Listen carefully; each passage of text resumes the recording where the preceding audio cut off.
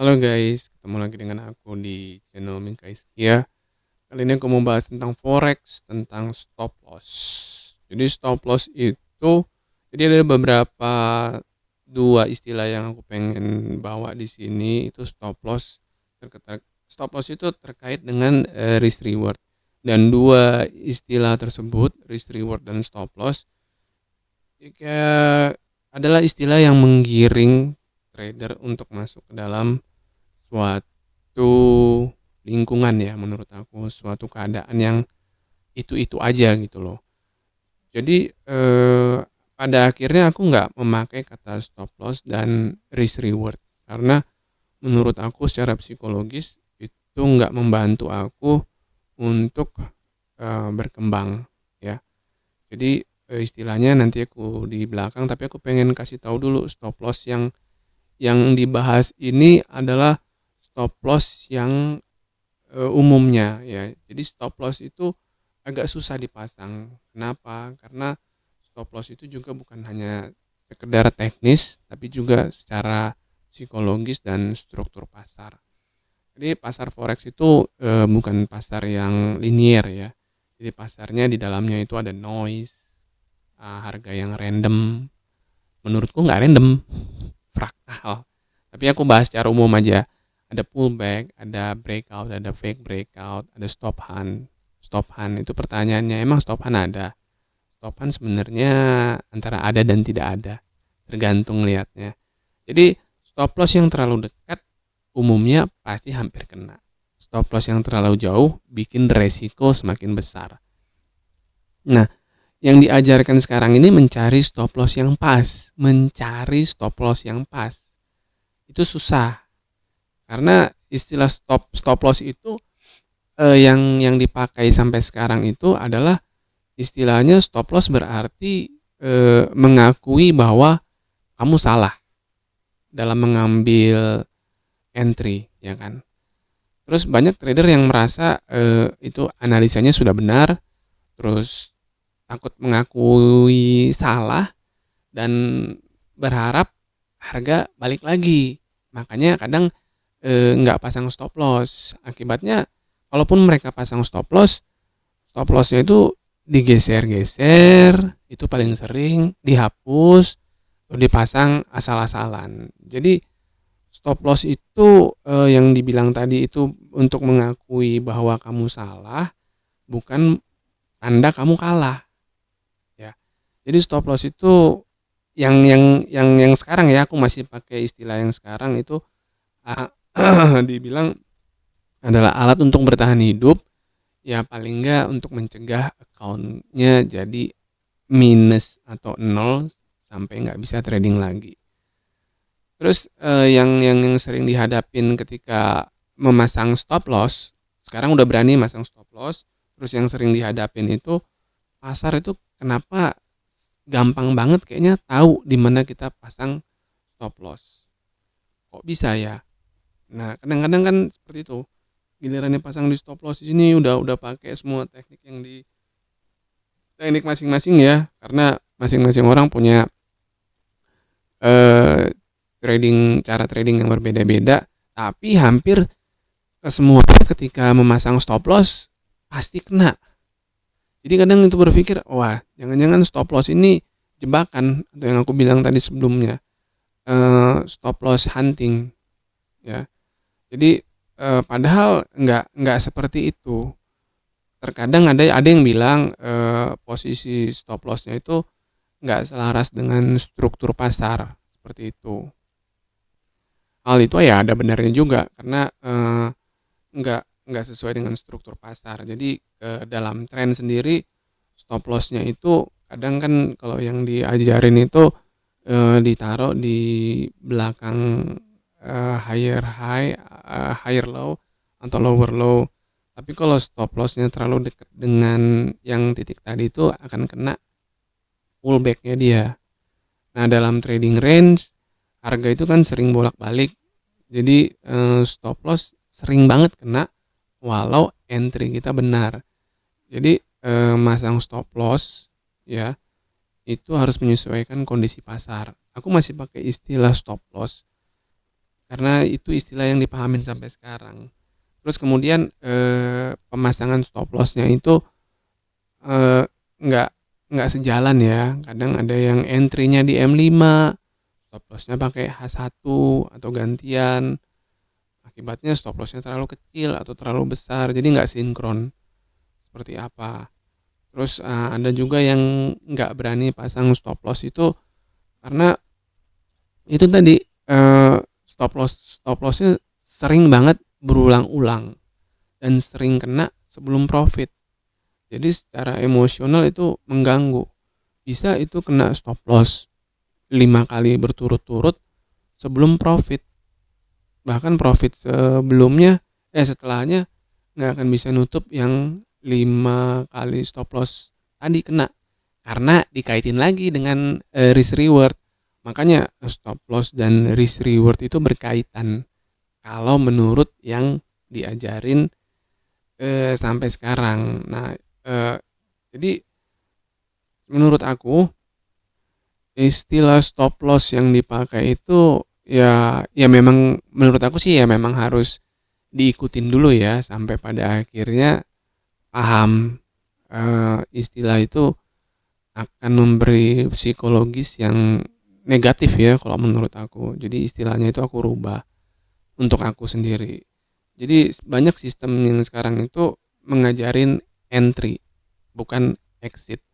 Exit yang diajarin sistem sekarang itu adalah exit stop loss. Tapi sebenarnya bukan itu. Bukan bukan bukan exit. Exitnya benar tapi bukan exit stop loss. Tapi adalah exit di mana eh, exit di mana eh, apa tuh eh, exit di mana probabilitasmu sudah tidak masuk akal lagi. Nah, seperti itu. Jadi aku mengganti istilah stop loss itu dengan kata restart point. Restart point. Jadi nilai dari restart point aku itu nggak ada kaitannya dengan risk reward dan aku nggak pakai istilah risk reward lagi. Jadi aku rewardku itu nggak berdasarkan eh, restart point aku, ya. Rewardku itu berdasarkan berapa besar proyeksi dari breakout bar, price action ya. Nah seperti itu. Nah jadi kalau aku simpulin dari yang stop loss, pembicaraan stop loss tadi, stop loss itu susah karena pasar penuh dengan noise katanya. Terus merupakan kumpulan dari ego dan emosi manusia, human behavior. Terus kalau technical cara baca struktur, nggak bisa membedain tren atau trading range, time frame nggak sinkron, terus takut rugi kecil atau rugi besar dan kurang memahami exit logic. Nah itulah yang diajarin pasar.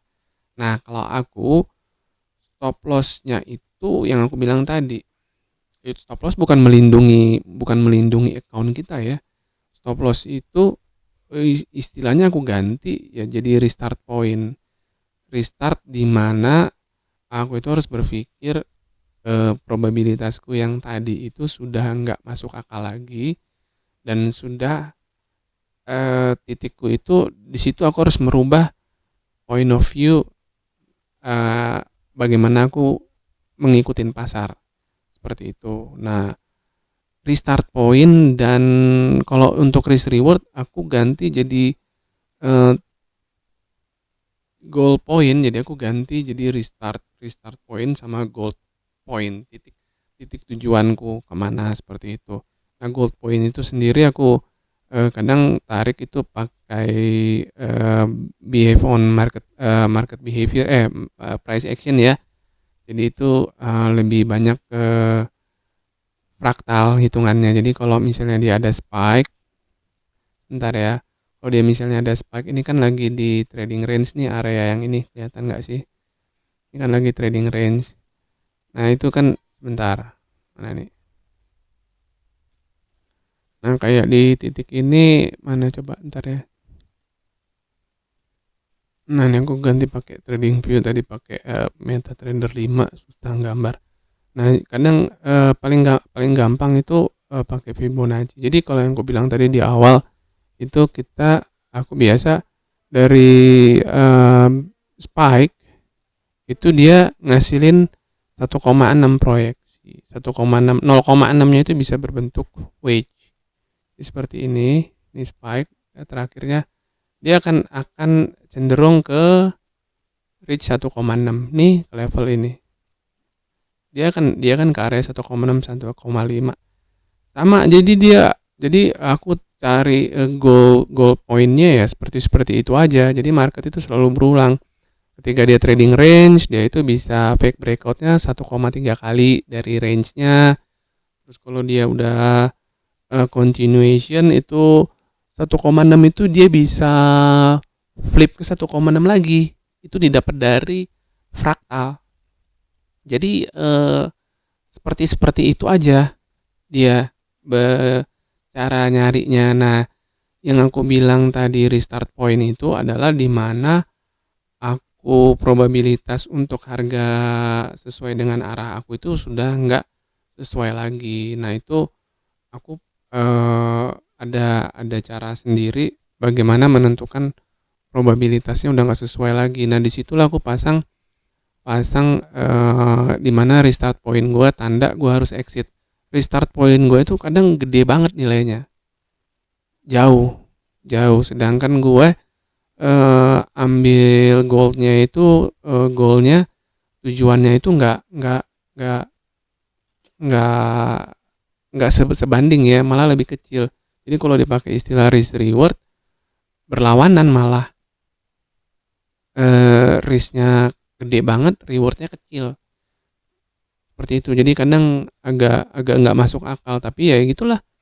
Aku bisa bertahan di situ ya, itu yang cara aku pakai. Jadi market ini behavior dari orang. Jadi nggak bisa dipaksain satu orang cocoknya dengan ini dipaksain ke yang lain nggak cocok. Ya bisa cocok, tapi ternyata nggak bisa. Jadi ya memang eh, harus memang cari caramu sendiri ya, karena psikologis masing-masing orang itu berbeda seperti itu. Jadi restart point yang aku maksud itu bukan tentang beberapa pips, beberapa jauh, bukan bukan beberapa risk rewardnya seperti apa, bukan berapa kali ATR aku pasang restart point, enggak. Jadi itu ditemukan di mana probabilitas itu sudah berubah melawan arah yang kita. Nah, itu dia. Jadi aku eh, seperti itu. Bentar ya. Nah, mm, di dalam price action itu karena kan base-nya price action ya. Restart point itu memang yang aku bilang tadi jauh itu. Makanya kadang itu di luar, kalau yang biasa bikin struktur itu selalu di luar struktur.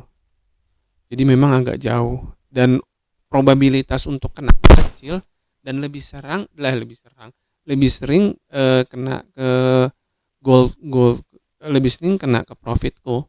Jadi makanya lebih bisa dibilang ya semi semi scalping ya, seperti itu. Jadi tergantung pasar. Jadi aku tuh nggak membeli itu bukan karena higher low higher high, dan eh, masang apa tadi namanya restart point tadi itu bukan di bawah higher low tadi. Terus ketika tembus berarti struktur bullishnya rusak, enggak, bukan seperti itu. Jadi berbeda. Cuman aku pengen bilang pasar itu akan selalu berusaha membuktikan bahwa kamu salah. Ya, pasar akan selalu berusaha untuk membuktikan kamu itu salah. Dan disitulah kamu akan sering kena kalau kamu pakai istilah stop loss. Tapi sebenarnya enggak. Jangan pakai istilah stop loss, pakai restart point di mana restart point itu eh, probabilitas pasar itu sudah probabilitasmu terhadap pasar itu sudah nggak sejalan lagi seperti itu. Begitu videoku. Jadi banyak cara untuk memasang memasang restart point ya, tapi memang pada awalnya eh, agak nggak cocok istilah itu, tapi lama kelamaan ketika aku pakai istilah restart point itu rasa penyesalan ketika restart pointnya itu kena itu lebih lebih sedikit ya efeknya ya, ketimbang kita pakai kata stop loss terus kena. Itu secara psikologis lebih enak menerimanya ketika pakai restart point. Artinya ketika restart point kita kena, kita itu harus berpikir lagi, oh ini probabilitasku sudah mulai nggak sejalan lagi dengan pasar, dan harus mulai berpikir, tetap tetap berpikir dengan cara kita tadi, dengan apa namanya, dengan cara entry kita tadi. Bukan cara entry kita lagi dirubah-rubah, tapi tetap dengan cara entry kita sebelumnya, dengan semua hitungan kita, tapi kita perlu lihat apa sudah masih sejalan atau enggak, seperti itu. Jadi itu videoku sekarang tentang stop loss, bahasa yang istilah yang menggiring kita itu ke suatu lingkungan psikologis yang bernuansa negatif. Tapi ketika itu dirubah ke restart point dan risk reward itu diganti dengan gold point atau target, lebih positif. Karena istilah yang positif itu akan memberikan psikologis yang positif juga dalam kita trading. Jadi kalau stop loss, ada kata loss dalam dalam dalam istilah trading ya. Kalau risk reward, masih ada kata risk juga, risiko. Tapi ketika dirubah jadi restart point, itu restart point itu artinya tetap aja restart, memulai ulang, tidak ada kata negatif di situ. Restart point nggak ada kata negatif. Goal tujuan, target tujuan. Jadi mulailah untuk mencari definisi yang baik untuk trading kamu ya. Jadi kalau aku saranin ya, tapi masing-masing orang berbeda. Stop loss tadi kamu ganti dengan restart point, dan risk reward nggak usah lah pakai risk reward 1/2, 1/3. Itu jebakan, yang dipasang di industri finansial ini, trading ini. Risk reward, orang akan terpaku, risk reward harus segini, risk reward nggak usah, nggak ada gunanya tong. Seperti itu. Jadi try to find your own behavior ya, bagaimana kamu menyelaraskan frekuensi kamu dengan pasar, seperti itu. Tapi ya gimana untuk menyelaraskannya, ya pasti kamu harus banyak belajar. Oke, seperti itu videonya, semoga bermanfaat ya. Jangan lupa untuk menetapkan istilah-istilah yang positif dalam dalam pikiranmu. Ya bukan hanya di trading juga, di trading doang ya. Jadi dalam kehidupan juga lebih baik kita istilah-istilah positif aja yang kita rekam di otak kita. Oke, terima kasih sudah menonton, semoga bermanfaat. Thank you.